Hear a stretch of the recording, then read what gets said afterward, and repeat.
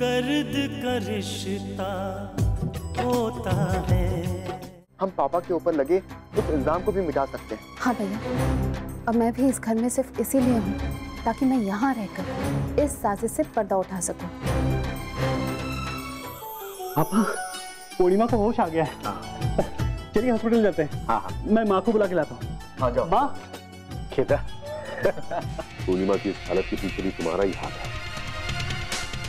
वो एक्सीडेंट तुमने करवाया है, मैं सब जानता। डॉक्टर, क्या हम लोग पूर्णिमा को घर में रखकर इलाज करा सकते हैं? हाँ, हम उसे घर में भी तो रख सकते हैं। हम सबके साथ रहेगी तो उसकी देखभाल भी अच्छी तरह हो जाएगी।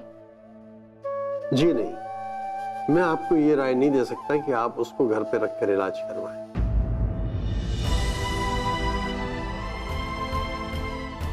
क्योंकि ऐसी मानसिक बीमारियों का सही ढंग से इलाज असाइलम में ही हो सकता है।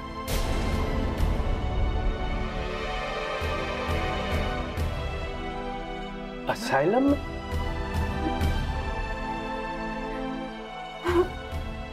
शानी, मेरे ख्याल से आपको इन्हें असाइलम में ही रखना पड़ेगा, क्योंकि ऐसे मानसिक असंतुलन का इलाज असाइलम में ही हो पाता है। एक बार ये होश आने के बाद में वायलेंट भी होंगे। उनका मानसिक असंतुलन उनके दिमाग पे क्या क्या असर करेगा, फिलहाल इसका भी अंदाजा नहीं लगाया जा सकता। तो आपके कहने का मतलब यह है कि पूर्णिमा का इलाज असाइलम में रखकर ही करना पड़ेगा? जाहिर सी बात, पूर्णिमा की देखभाल असाइलम में ही अच्छी तरह से हो सकती है।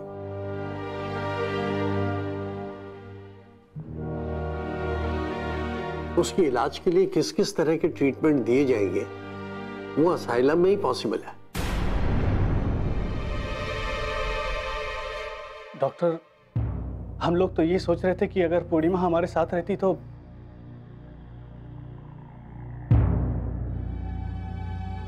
हम लोग उसके लिए नर्स भी रख सकते हैं।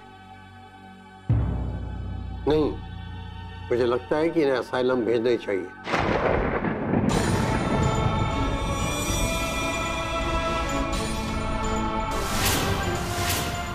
देखिए, मुझे आप लोगों के दुख का पूरा एहसास है।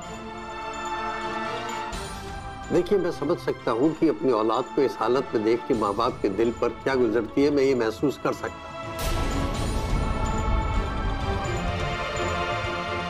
लेकिन फिर भी मैं यही कहूंगा कि इलाज के लिए आपको पूर्णिमा को असाइलम में भेजना ही पड़ेगा।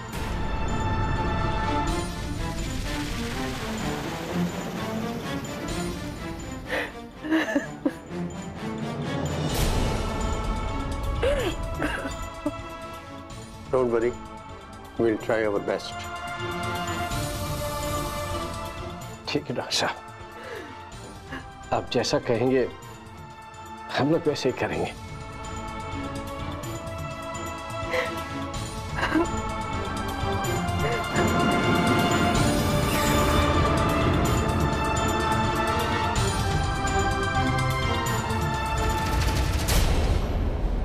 बेबा,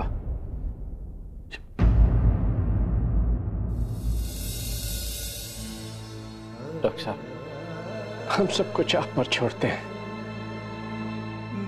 आप पर हमको पूरा भरोसा है। आप उसे जहां भी भेजें, बस यही उम्मीद करते हैं कि वो जल्द से जल्द घर वापस आ जाए।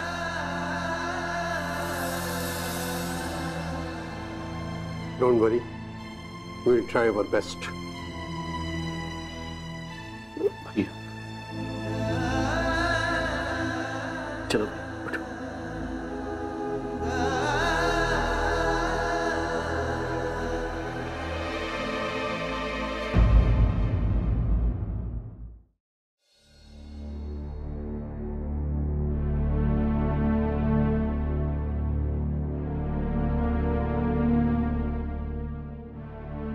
हे भगवान,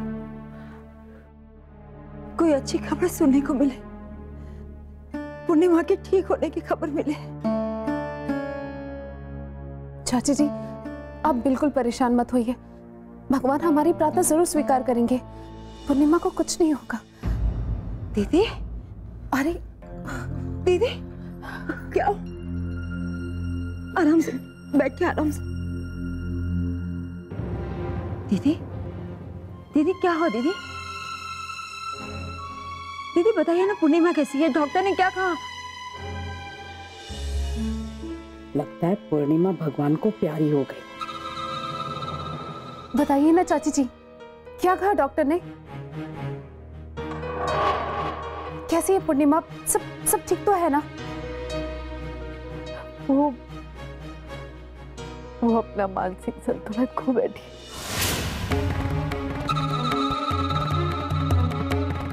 क्या?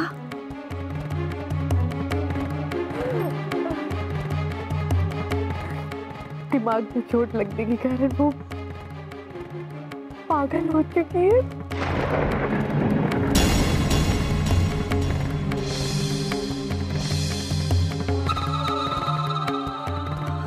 मेरी बच्ची पागल हो चुकी है।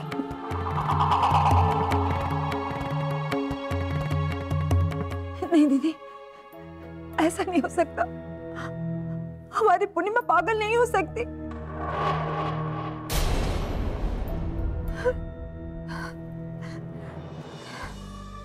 सारे ख्वाब भी करके सरस्वती क्या क्या सोचा करती थी, क्या क्या ख्वाब देखे थे मैंने उसके लिए। अपनी पढ़ाई पूरी करके वो ये करेगी, वो करेगी।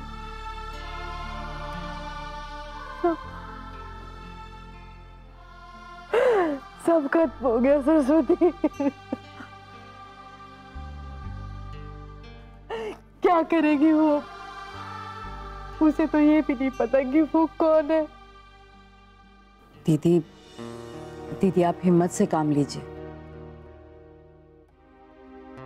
तकदीर के आगे किसका चला है आज तक, है ना? और आपको तो तसल्ली इस बात की होनी चाहिए दीदी कि कम से कम पूर्णिमा इस दुनिया में तो है, जिंदा तो है वो। क्या इसे जिंदगी कहेंगे नैना? उसे तो ये भी पता नहीं कि जिंदगी क्या होती है। जिंदगी के मायने ही बदल गए हैं उसके लिए। उसे इस बात का भी एहसास नहीं खुशी क्या होती है,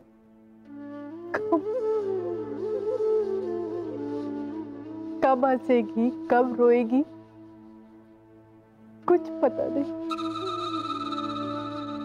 खुद को संभालिए चाची जी, सब ठीक हो जाएगा। हाँ दीदी, हिम्मत से काम लीजिए। कैसे हिम्मत से काम लूं सरस्वती? हिम्मत ही तो नहीं रह गई।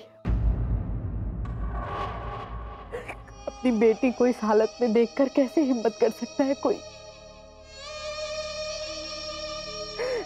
तुम्हें पता है सरस्वती, पागलपन की हालत में भी वो यही कह रही थी कि मुझे दादी माँ के पास जाना है।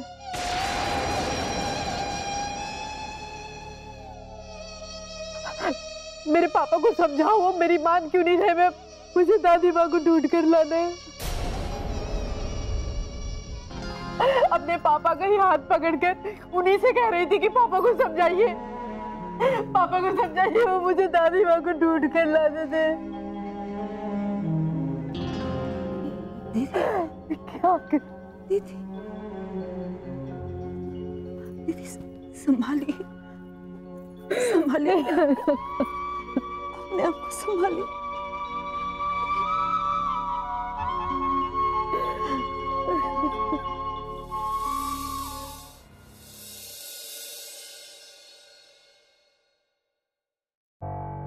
ये है मेरे पापा मुकुंद प्रसाद।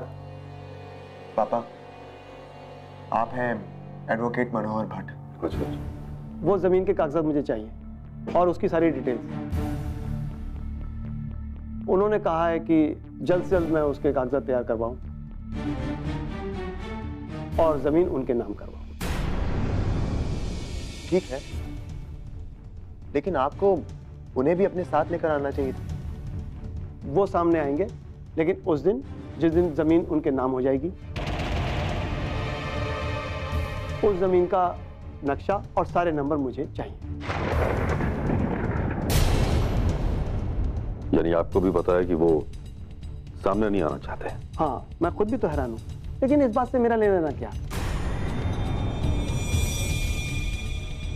आप भी तो अपनी जमीन उनके नाम करना चाहते हैं। मुझे ये काम करवाना है, बस मुझे मेरी फीस मिल जाएगी। मुझे जल्दी से कागजात दे दीजिए, मुझे पीलीभीत वापस जाना है। मैं भी लाता हूं।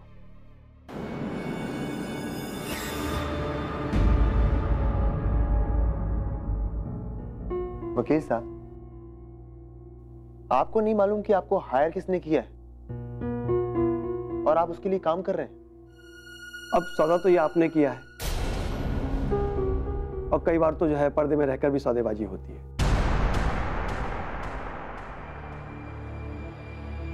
ये लीजिए वकील साहब। Thank you sir. इस फाइल से आपको जमीन की पूरी जानकारी मिल जाएगी। Thank you sir. अब मुझे इजाजत दीजिए। नमस्कार। ठीक है।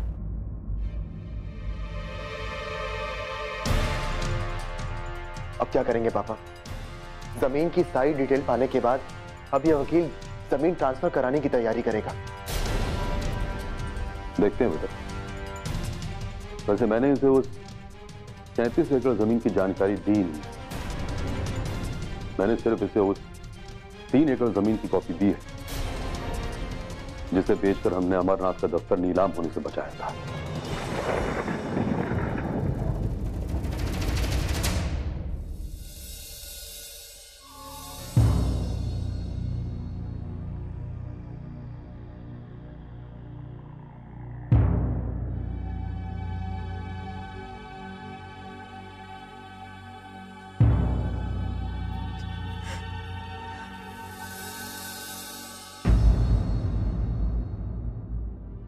संभालिए खुद को चाची जी, संभालिए खुद को। खुद को संभाल कर भी क्या करोगी सुरभि? बेटी तो खो दी मैंने। ऐसा मत कहिए चाची जी।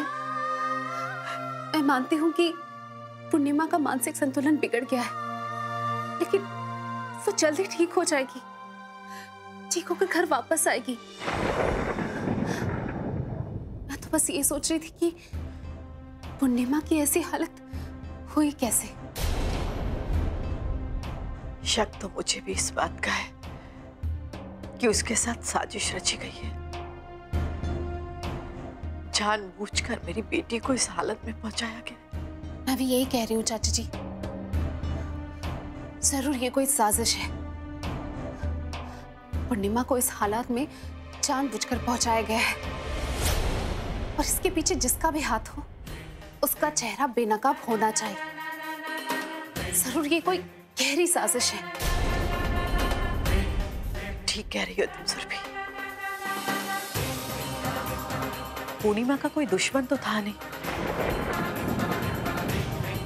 अपनी दादी माँ को ढूंढने के चक्कर में उसने दुश्मन जरूर बना लिए थे। मुझे लगता है उन्हीं में से किसी का हाथ हो सकता है। पूर्णिमा तो पुलिस स्टेशन भी जाने वाली थी। हो सकता है कि उसी की वजह से ये एक्सीडेंट कराया गया हो। मैं ऐसे तो किसी को नहीं जानती, लेकिन हो ना हो इस साजिश के पीछे मुकुंद प्रसाद का ही हाथ है।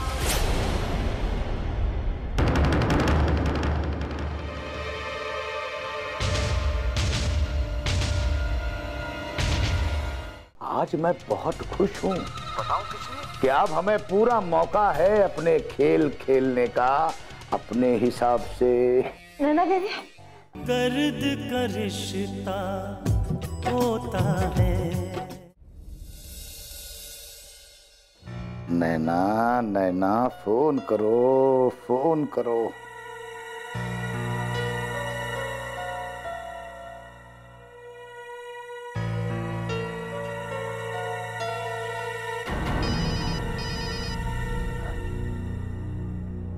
हाँ बोलो बोलो नैना देवी, क्या खबर है? मुबारक हो।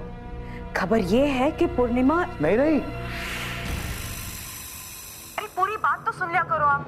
बीच में बोलने की ना बहुत बुरी आदत है आपको। रखती हूँ मैं फोन। नहीं नहीं नहीं नहीं नहीं भाग्यवान, ऐसा मत करो। अरे जब खुशखबरी सुनानी है तो पूरी सुनाओ ना अपने हिसाब से। खबर ये है कि पूर्णिमा पागल हो गई है। अरे वाह। अब वो किसी को कुछ भी बताने की हालत में बिल्कुल नहीं है।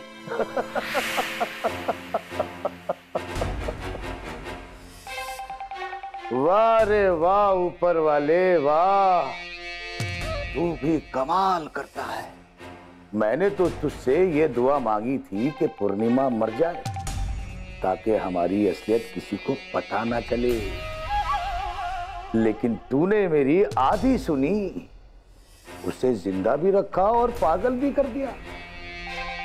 अब वो जिंदा तो रहेगी लेकिन किसी को कुछ बता नहीं पाएगी। वाह वाह वाह वाह ऊपर वाले, तू बहुत महान है।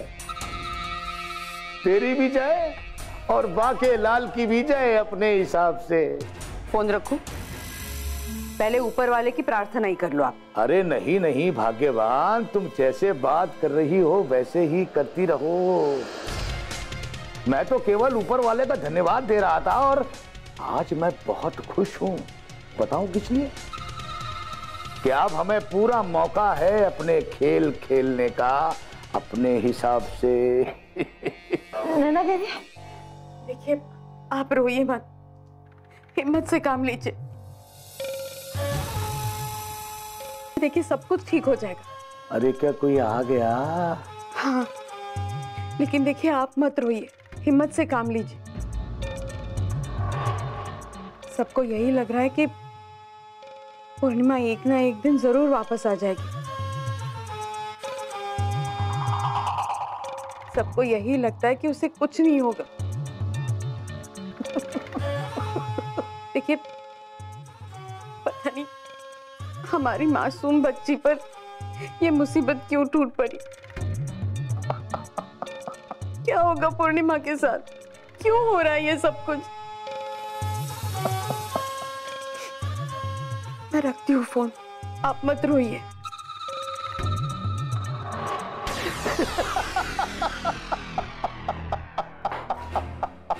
अरे वाह ऊपर वाले वाह।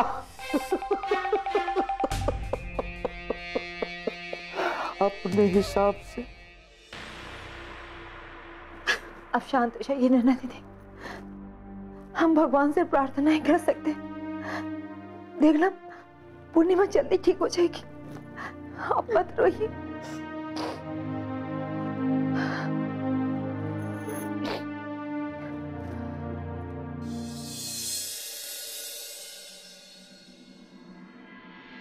वो तो यही चाहेगा ना कि मैं ये जमीन आज ही उसके नाम कर दूं, लेकिन उसके बाद मैं खुद को कभी माफ नहीं कर पाऊंगा। मैंने माता जी की ये जमीन अपने नाम पर इसलिए करवाई थी कि उनके बेटों को कुछ सबक सिखा सकूं, सिर्फ ये सोचकर कि वो माता जी की अमानत है। लेकिन आज अगर मैं माता जी की उस अमानत की हिफाजत नहीं कर सका, मैं खुद को जिंदगी भर माफ नहीं कर पाऊंगा। लेकिन पापा, आप उस वकील को कब तक टालते रहेंगे? अगर उसे लगा कि आप जानबूझकर उसे टाल रहे हैं, तो वो पता नहीं दादी माँ के साथ कैसा सलूक करे। जिसका चेहरा ही हमारे सामने नहीं है, जिसके बारे में हमें कुछ भी नहीं पता, उसके बारे में हम क्या कर सकते हैं? अगर माता जी की जान बचाने के लिए मैं वो 20 एकड़ जमीन उसके नाम पे करूं, तो भी क्या भरोसा है कि वो माता जी को छोड़ ही देगा? हो सकता है कि अपनी पहचान छुपाने के लिए वो माता जी की जान का दुश्मन बन जाए। आप बिल्कुल ठीक कह रहे हैं जी, बिल्कुल ठीक कह रहे हैं। मैंने आज तक अपनी जान के लिए भगवान से इतनी प्रार्थना नहीं की जितनी माता जी के प्राणों के लिए कर रहा हूं। बस किसी तरह हमें यह पता चल जाए कि उसने माताजी को रखा कहां। पापा, दादी माँ का पता चलेगा, जरूर पता चलेगा। जब से पूर्णिमा का एक्सीडेंट हुआ है तब से बार बार एक ही ख्याल आता है कि जैसे ये कोई बहुत बड़ी साजिश है, और ये साजिश वहीं से रची जा रही है। हाँ माँ, सुरभि भी यही बता रही थी कि उस घर में उसे किसी के ऊपर शक है। उस इंसान पर मेरा पूरा शक है और उसका नाम है भाग्यलाल। भाग्यलाल। दर्द का रिश्ता होता है। हाँ माँ, सुरभि भी यही बता रही थी कि उस घर में उसे किसी के ऊपर शक है। पूर्णिमा का जब से एक्सीडेंट हुआ है तब से उसके बारे में भी कुछ पता नहीं है कि उसकी तबीयत कैसी है। माँ, सुरभि का फोन।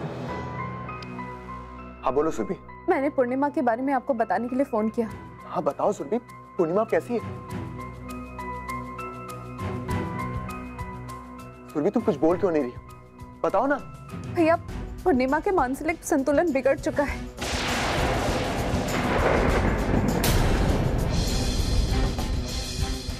उसकी दिमागी हालत बहुत खराब हो चुकी है। चंदन,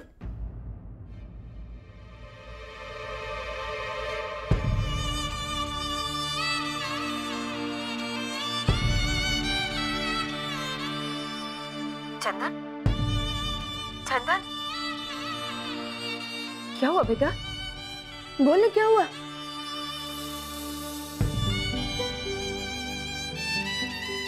देखिए ना जी, कुछ बोल नहीं रहा, आप पूछिए ना। चंदन, चंदन, अरे बोले क्या हुआ? देखिए ना जी, कुछ बोल नहीं रहा, आप पूछिए ना। चंदन, ए चंदन, बेटा क्या हुआ? चंदन, ला फोन मुझे दे, फोन मुझे दे। हेलो हेलो फूफा जी। बेटा क्या हुआ पूर्णिमा को? पूर्णिमा पागल हो चुकी है फूफा जी। क्या? पूर्णिमा पागल?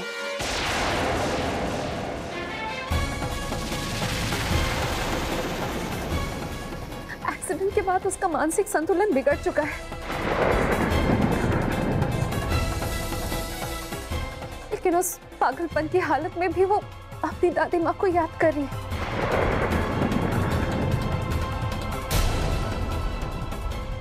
वो आपका नाम ले रही है बार बार और यही कह रही है कि आप उसकी दादी माँ को नहीं मार सकते। क्या?